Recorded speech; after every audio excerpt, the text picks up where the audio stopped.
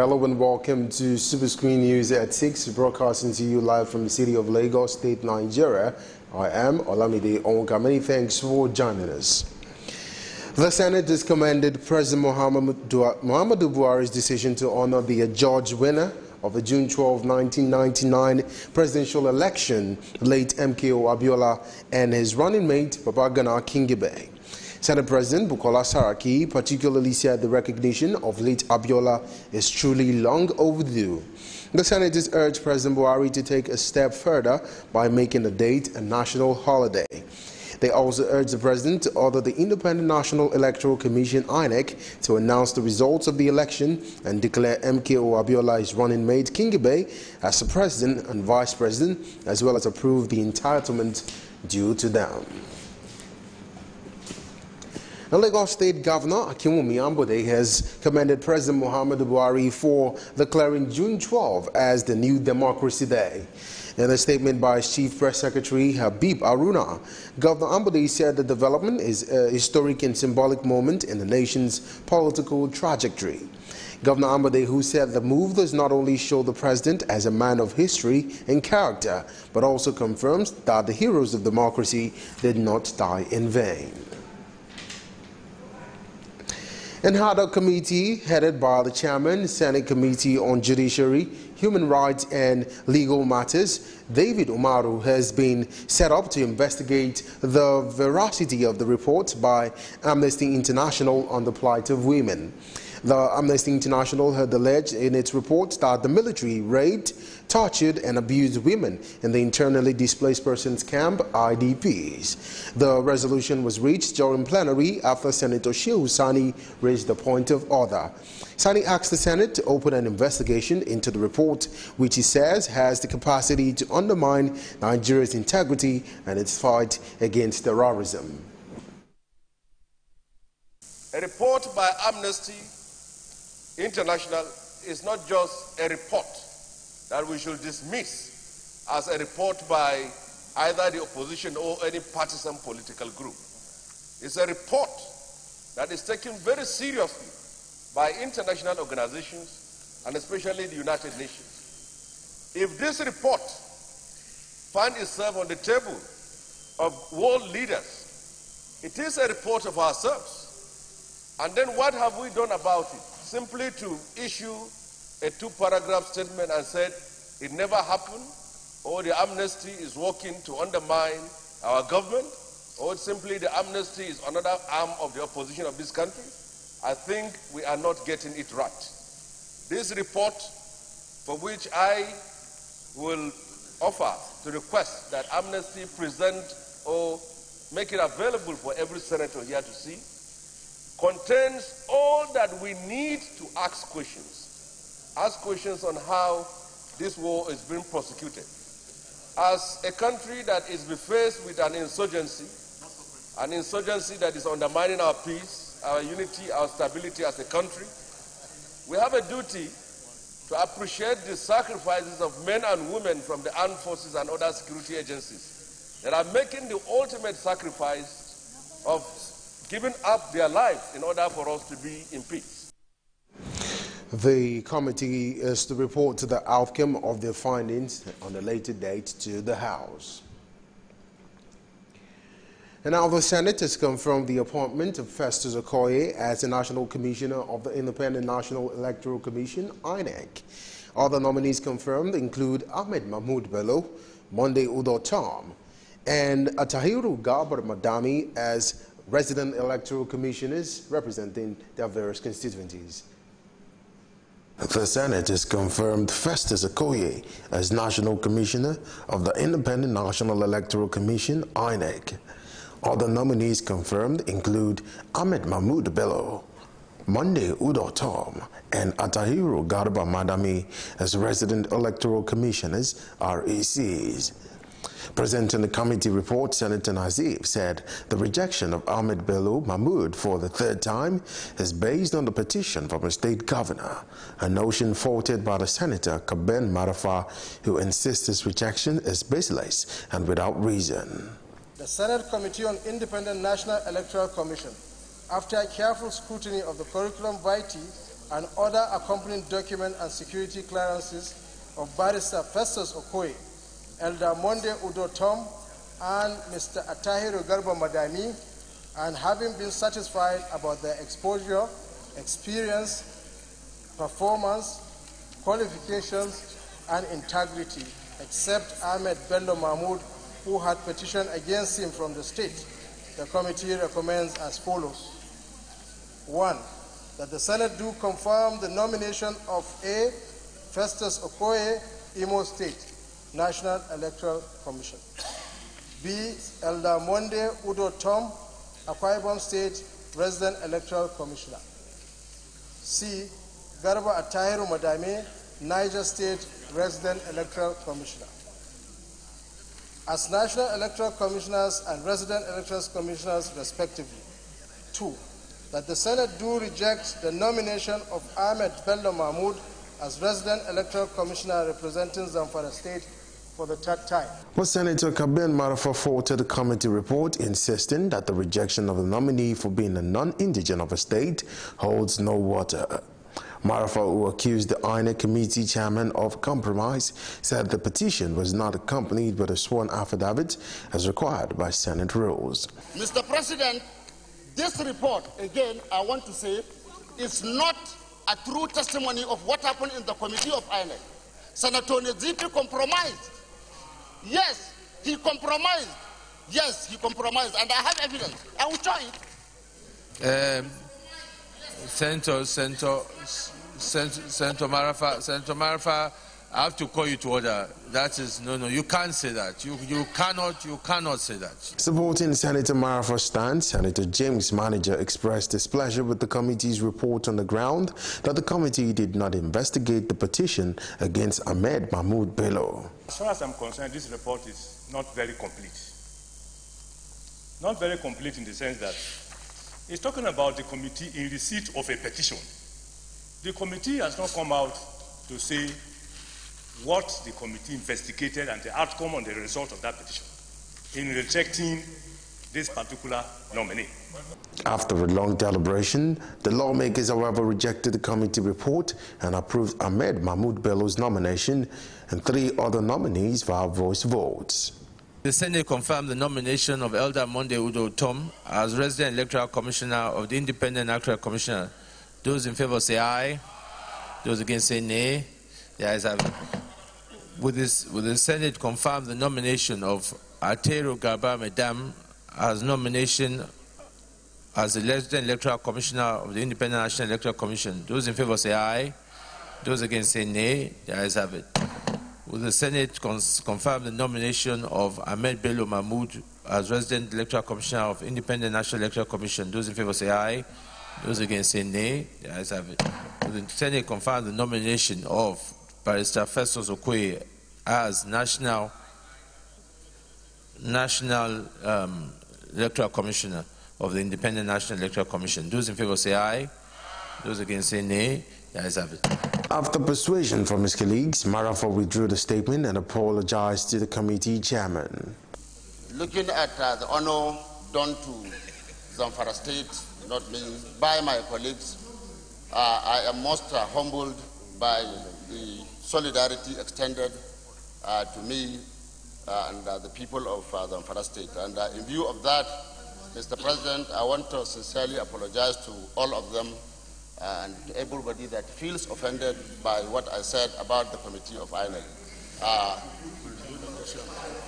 including the chairman and the people of Bauchi State where he represents. The successful nominees were charged to contribute their quota to transform election process in the country. The senators demanded the Defense Minister Mansour Dan Ali to immediately withdraw his statement that anti-open grazing law in Benue and Taraba states should be abrogated. The Senate resolved that the anti-open grazing law in some states was validly enacted. The minister had suggested the suspension of implementation of anti-grazing laws in some states while negotiating safe routes for the herders.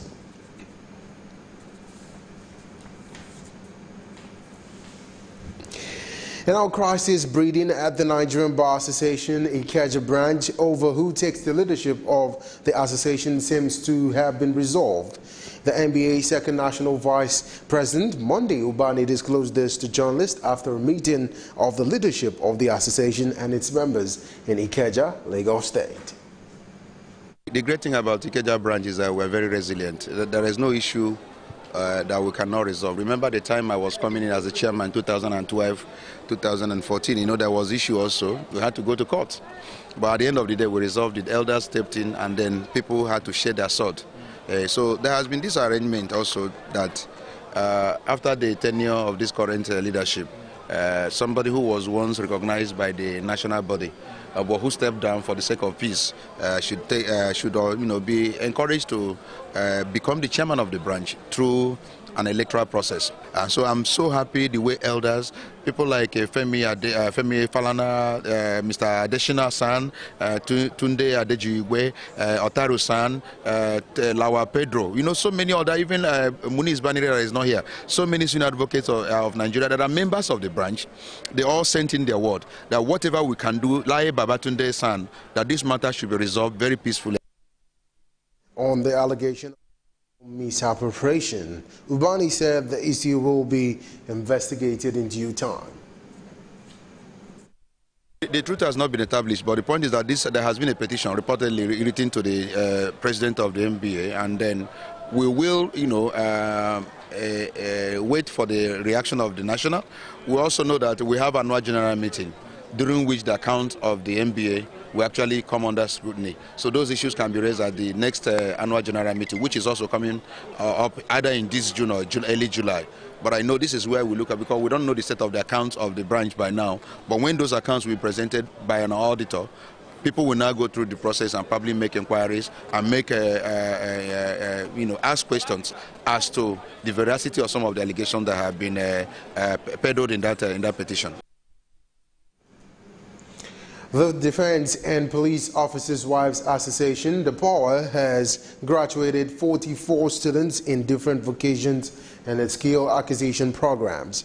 Speaking at the graduation ceremony held in Abuja, President of the association, Omobolanle Onlonishakin, charged the students to act on what they have learned. Omobolanle also said since the inception of the empowerment program, participants have been given various trade startup hacks and financial assistance in the field of endeavors.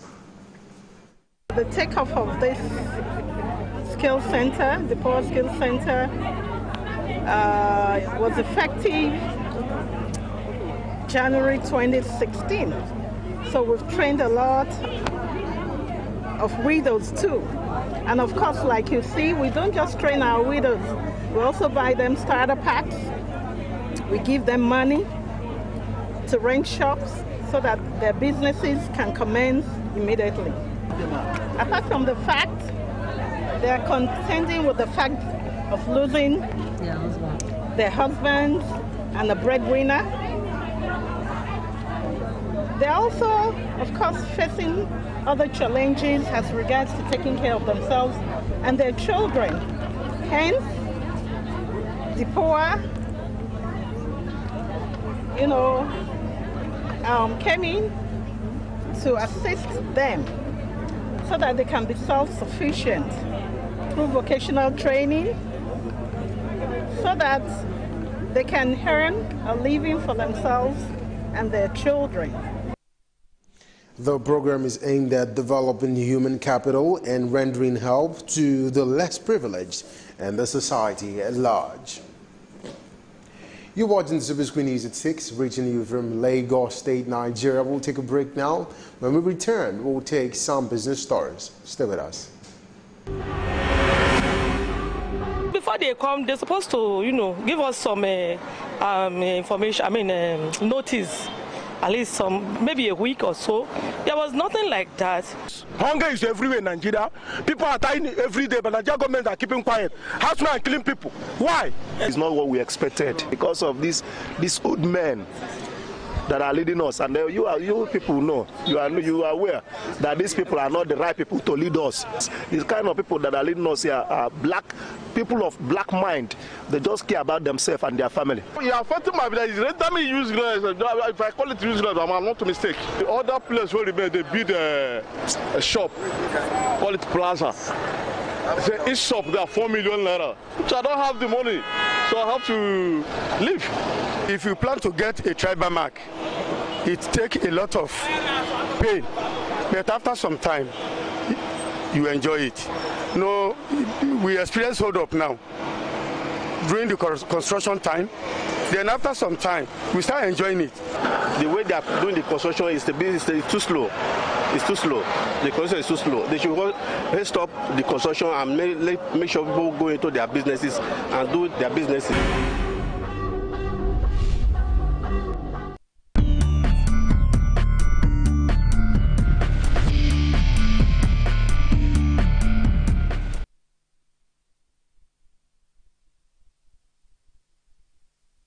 Now it's time for some business stories. The African Development Bank, AFDB, and partners have launched a program aimed at preparing 9 million African youths, including Nigerians, for high-paying employment. The program, known as Coding for Employment, was launched at the African Innovation Summit in Kigali, Rwanda. The partners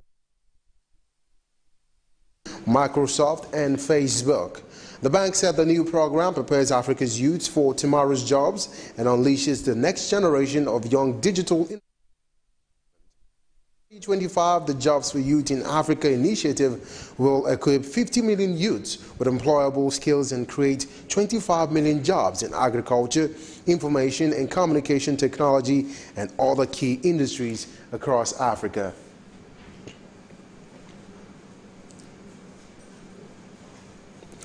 The Ministry of Mines and Steel Development says $625 million has been estimated to reactivate equipment and machines at the Ajaokuta Steel Company.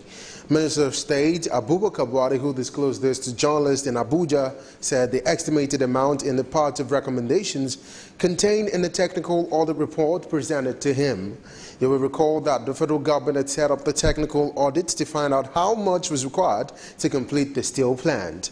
Buhari said following completion of the work by technical audit, the next line of action is for the ministry to appoint transaction advisors to advise the federal government on the best strategy to adopt regarding the operation of the steel plant. He commended the Nigerian Society for Engineers for recommending capable engineers that conducted the technical audit. Still talking business, no fewer than 3,000 containers have been trapped inside the Lagos complex of the Apapa port as a result of a lockdown created by new policy introduced by the Nigerian Ports Authority, NPA. Trouble started when the NPA management at the port decided to take over the control of traffic in and out of the port from the Nigerian Navy. The new policy led the truck drivers to down tools on Tuesday and Wednesday in protest. The chairman, Association of Maritime Truck Owners, Remi Ogungbemi, who also confirmed the development to journalists, said the truck drivers were agitated by the new policy because it is still new. According to him, the new directive is not going down well with the truckers because they are at the receiving end of the policy. Assistant General Manager, Corporate and Strategic Communications, Nigerian Ports Authority, Isa Suwaid, pleaded for calm, saying the authority is already liaising with the terminal operators to provide easy exit for the containers inside the port. And the Federal High Court in Lagos has convicted First Bank of Nigeria Limited, its chairman, Ibukun Awushika, and managing director, Adeshola Adedunton, of contempt of the court. The court dismissed a preliminary objection to a contempt charge filed against them by the Ijama Ebubu community in Elame local government area of Rivers State. The court found them guilty of refusal of the bank to release 17 billion naira and interest that First Bank allegedly guaranteed to pay the community on behalf of Shell Petroleum Development Company of Nigeria. The bond is in respect of a judgment debt against SPDC in an oil spill suit filed by the community. Justice Ibrahim Buba, however, suspended the sentencing for 3 months to enable the bank and its officials to purge themselves of contempt of the court. You're watching Superscreen News 6. We'll take another break now. When we return, we'll take some news from the foreign scene plus some sports stars. Stay with us.